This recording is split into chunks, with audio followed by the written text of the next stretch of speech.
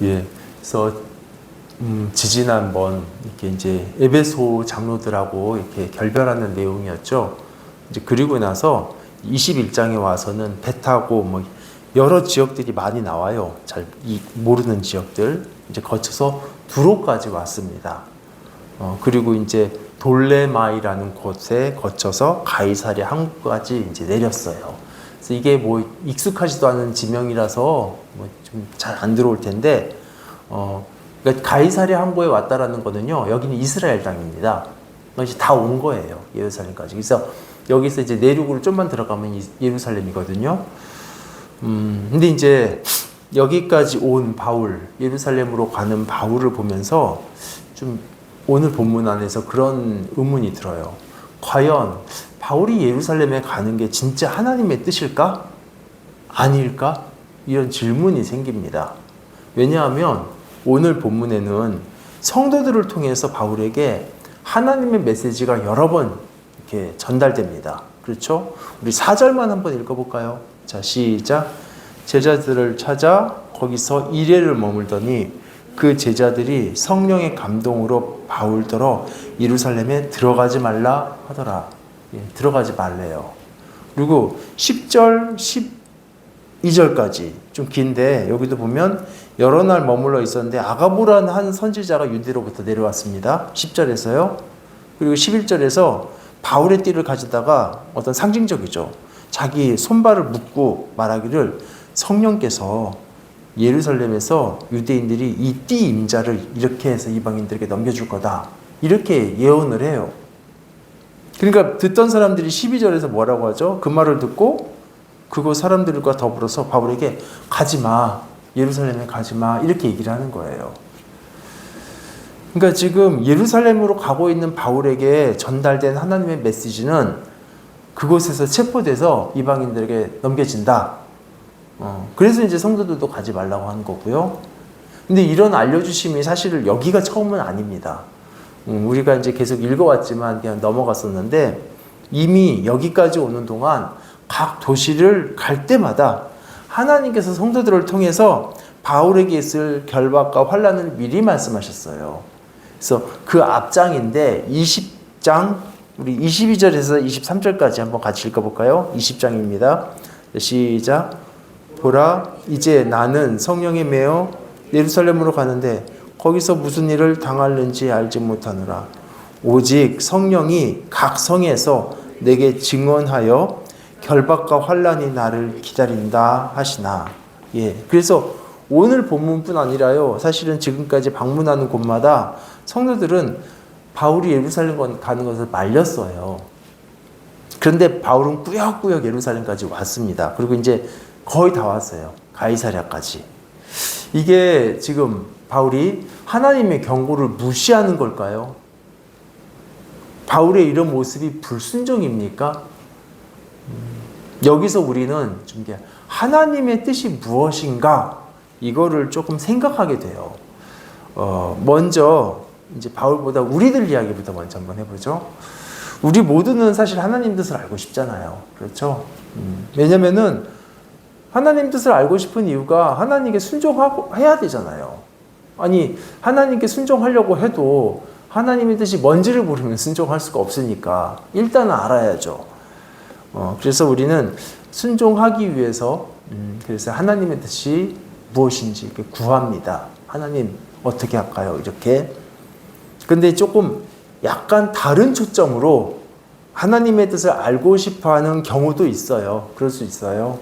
뭐냐면 예를 들어서 어떤 투자를 해야 되는데 이 회사에 투자하는 게 좋을지 저쪽 회사에다 하는 게 좋을지 이런 고민하는 와중에 또는 이제 진학을 해야 되는데 이 전공을 선택해야 될까? 항상 이제 고등학교 때 대학 갈 때 그런 고민 많이 하잖아요. 기계를 갈까? 아니면 의대를 갈까? 이런 뭐가 유명하지? 이게 하나님께 묻는 경우들이 있습니다. 물론 이제 이 경우는 뭐 이렇게 순종을 위해서라기보다는 더 나은 선택을 위해서 하나님의 도움을 구하는 그런 기도죠. 그렇다고 해서 처음의 경우는 좋은 거고 두 번째 이 경우는 나쁜 거고 그런 건 아니에요. 둘 다 신앙의 모습입니다. 우리가 하나님께 순종하기 위해서 그분의 뜻을 구하는 것도 바람직한 신앙생활이고요. 신앙이고, 또 어려운 선택의 기로에서 하나님의 도우심을 구하는 것도 하나님을 의지하는 신앙의 행동입니다.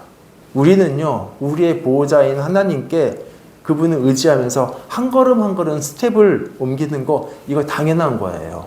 그래서 이런 어떤 중요한 결정의 상황에서 하나님의 도움을 구하는 거, 잘못된 거 아니에요. 그래서 여러분이 전공을 선택하거나 진학을 하는 과정에서 하나님의 도움 구하는 것은 하나님을 신뢰하는 믿음의 한 표현입니다. 그런데 이제 다만 이 후자의 경우에는 조금 조심은 있어야 돼요. 왜냐면은 이제 무슨 말씀이냐면요. 하나님의 뜻을 구함, 이것이 당연히 우리에게는 하나님을 의존하는 신앙의 한 형태인데 이거는 좋은 거죠.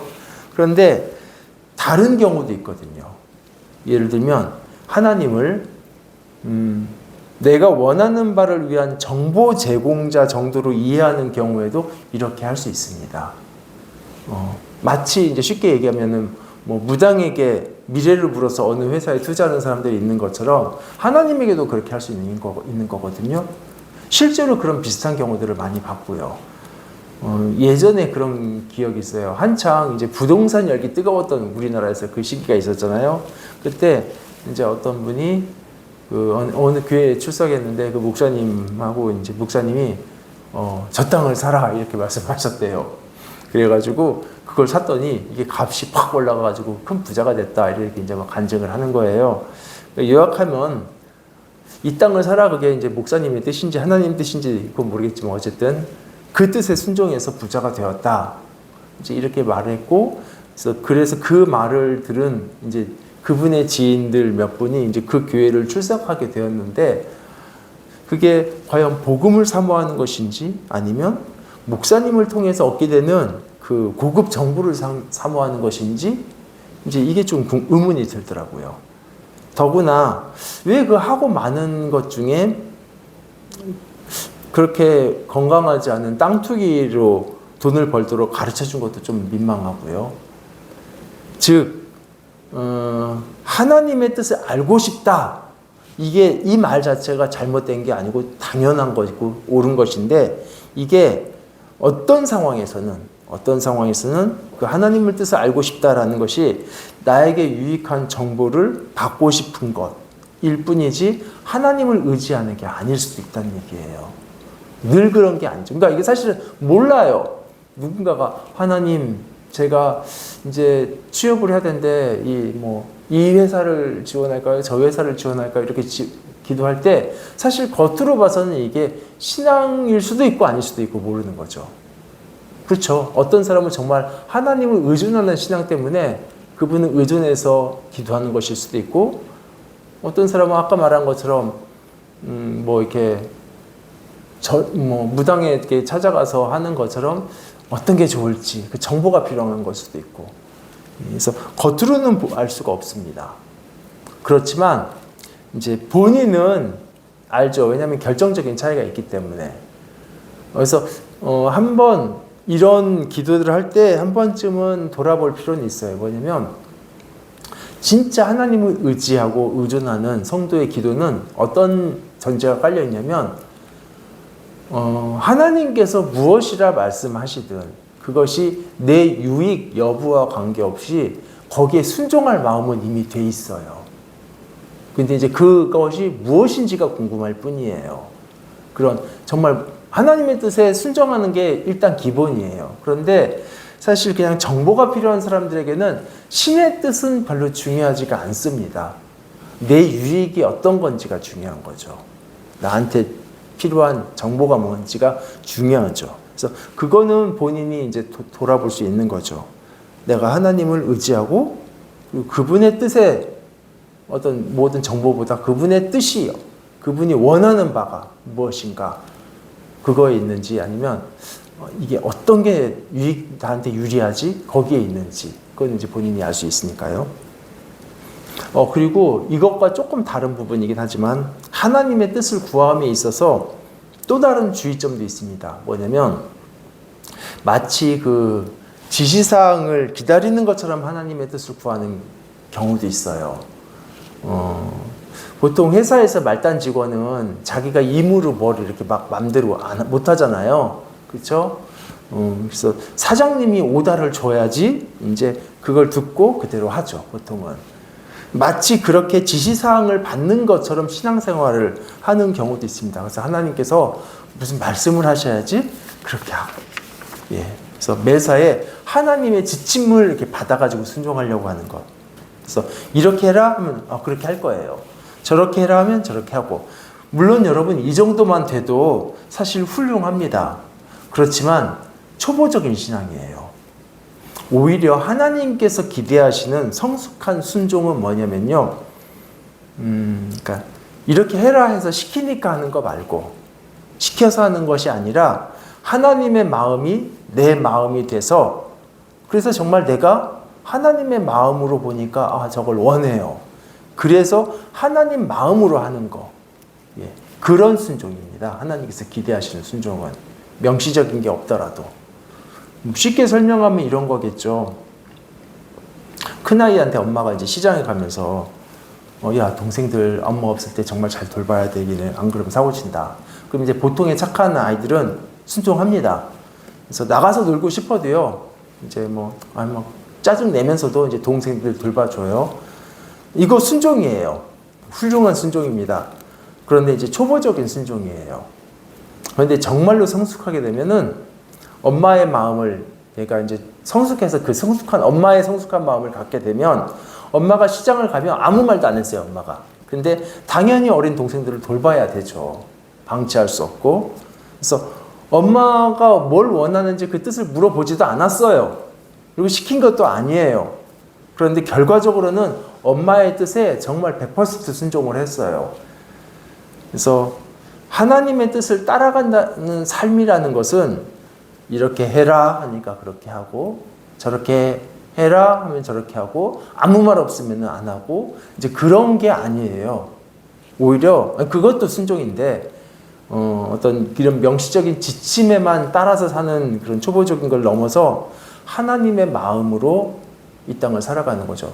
사실 하나님께서 저 사람을 도와줘라 말씀 안 하셨는데도 하나님의 마음을 품고 저 어려운 이웃을 보면서 긍휼의 마음을 갖게 되면 말씀하셨기 때문이 아니라 그 하나님 마음으로 하게 된다고요.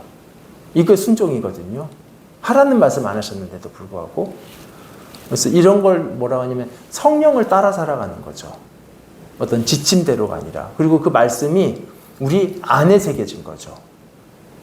우리 안에. 어떤 형식적인 율법 조문으로 써 있는 것을 그 리스트를 지키는 게 아니라 우리 마음에 새겨진 하나님의 말씀을 따라서 뭐라고 구체적인 명시적인 게 없어도 하나님 마음으로 볼 때 어떻게 해야 되는지가 보여지는 거죠. 그러니까 하나님은 말씀 안 하셨는데 하나님의 뜻을 알아요. 예, 하나님의 마음을 품게 되면 성령을 따라 살게 되면요. 제가 오늘 하나님의 뜻을 구하는 것과 관련해서 이제 하나님의 마음이라는 말을 자꾸 반복을 했는데 여러분 하나님 뜻을 발견하는 것은 참 어려워요. 그런데 어떤 면에서 참 쉽기도 합니다. 만약에 우리가 하나님의 마음을 헤아리고 있다면 성령께서 내 안에 계셔서 그 마음을 따라 살아가고 있다면 그러니까 즉 하나님 마음이 내 마음 안에 품어져 있다면 우리는 하나님의 뜻이 너무 명확하게 보여요. 말씀 안 하셔도.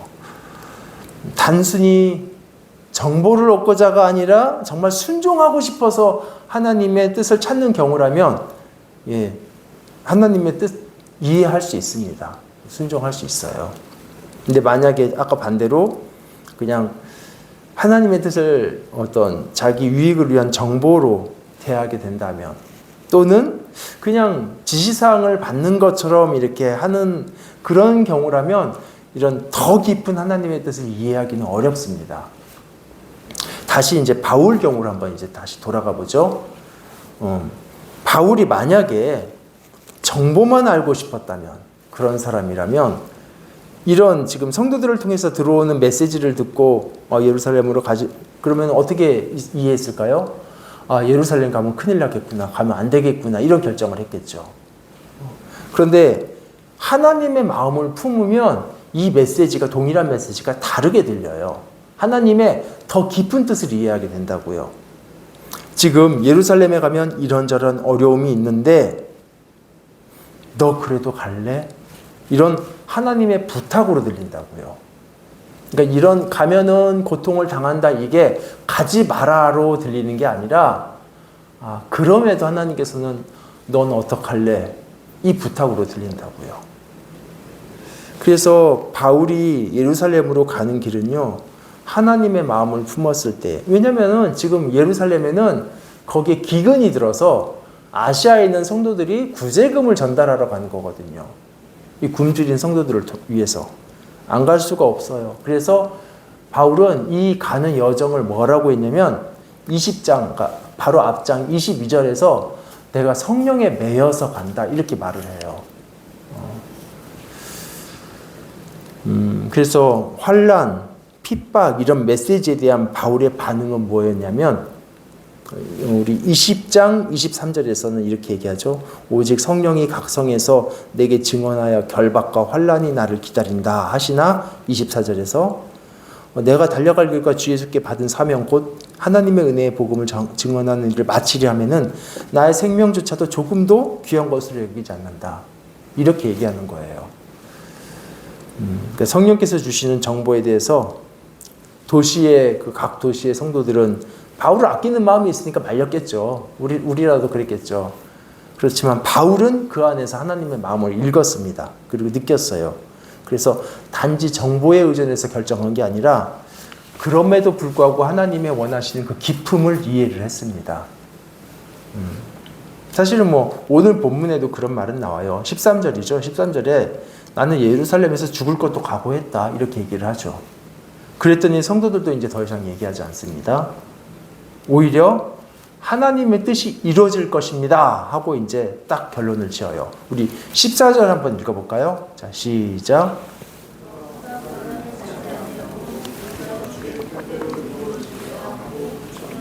예, 그쵸.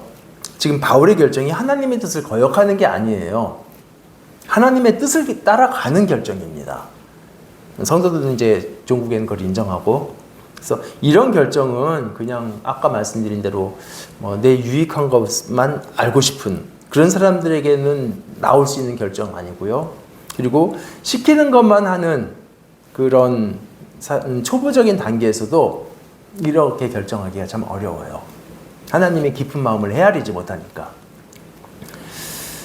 예수님의 경우만 봐도 이런 경우들이 있죠. 예수님 가시면, 예루살렘 들어가시면 체포, 고문, 십자가 기다려야 하는 거 다 아셨어요. 이제 그래서 가셨어요. 제 경우로 예전에 한번 말씀드리고 설교 마치려고 하는데, 이제 제가 처음 목회를 시작할 때 저는 이제 그런 생각이 있었습니다. 내가 이제 목회를 했는데 뭐가 잘 안 되고, 내가 또 잘 하지 못하고, 그러면은 이 길은 하나님께서 허락하신 길이 아니었을 거야. 그러면은 빨리 그만둬야지. 이런 생각이 있었어요. 왜냐면은 그 당시에는 하나님이 인도하시는 길은 당연히 순리적일 거라고 생각했거든요. 하나님께서 인도하셨으니까 당연히 길이 열리지. 하나님께서 인도하셨는데 막히는 건 말이 안 되지라는 그런 단순한 생각을 했었어요. 근데 여러분, 실제로 목회를 시작하면서 생기는 경제적인 어려움 그런 거는 괜찮았어요. 그런 거는 그럴 수 있고. 근데 이제 시간이 지나면서 사역에서 생기는 어려움들, 또 장애들, 교착 상태, 막힘. 그래서 이거 내가 제대로 하고 있는 게 맞나? 내가 하나님께서 인도하시는 것을 내가 잘못 생각했나? 잘못 들었나? 이런 생각들도 들고. 그리고 결정적으로 처음에 목회를 시작할 때는 몰랐어요. 그런데 하다 보니까 목회는 사람을 세우는 것이고 교회가 사람이니까. 근데 사람이라는 그 존재는요. 결코 간단하지가 않고 쉽지가 않아요. 기계는 제가 이제 목회하기 전에는 기계를 이렇게 설계하고 했었는데 제가 10cm로 디자인을 해놓으면 제품이 그대로 10cm로 나오고 5cm로 하면 그대로 나와요. 계획한 대로 돼요. 근데 사람은 그렇지도 않고요. 또 사람의 그런 본성과 저를 포함한 모든 사람의 죄성을 이렇게 고려하면 이 목회를 맨정신으로 시작할 수 있을까? 못 모르고 시작할 수는 있어도 이런 나중에는 이제 그렇게 알게 됐었어요. 그런데 이제 그렇게 된 시기에는 제가 조금 신앙적으로 성장했던 것 같아요. 왜냐면은 그런 어려움들이 아주 선명하게 느껴졌는데도 이상하게 하나님의 뜻이 다르게 느껴졌습니다. 처음 같았으면 하나님께서 여기 인도하신 길이 아닌가 보다라고만 생각했겠지만 단순하게. 그런데 이런 힘듦이 힘드니까 가지 말라라는 음성으로 들린 게 아니라 많이 힘든 길인데 그래도 가줄래? 이런 부탁으로 들렸어요. 그리고 이거 많이 힘든 길이야. 너 그렇게 생각하는 것처럼 간단한 길 아니야? 이걸 계속 알려주시는 것 같았어요.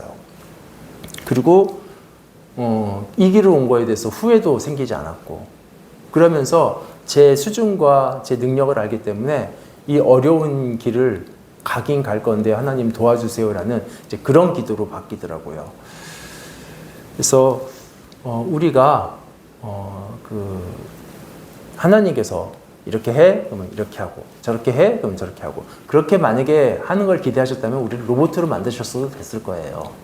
근데 우리를 인격적인 존재로 만드셔서 하나님과 상호작용하고 하나님의 마음을 우리 마음에 품어서 하나님처럼 이렇게 살아갈 수 있는 존재로 만드셨습니다. 그래서 여러분이 살면서 하나님의 마음을 느끼시고 또 하나님의 뜻이 무엇인가 정말 순종하고 싶어서 그것을 찾고 그러면 여러분이 발견하게 돼요. 그 마음 안에 품게 됩니다. 우리 이제 말씀을 정리하면 여러분은 왜 하나님의 뜻을 구하는 걸까요? 순종하기 위해서인가요? 그러면 정말 순종하고 싶으면 하나님의 마음을 품으세요. 꼭 명시적인 거에도 순종해야 되죠. 그건 당연히 해야 되는 거죠. 우리가 뭐 마음으로만 다 알 수 있는 게 아니니까 명시적인 것도 순종해야 되는데, 그렇지만 하나님의 마음을 품으면, 성령을 따라 살아가면, 성령에 매이면 성숙한 마음으로 하나님의 뜻에 더 깊이 순종하게 됩니다. 우리 같이 기도할까요?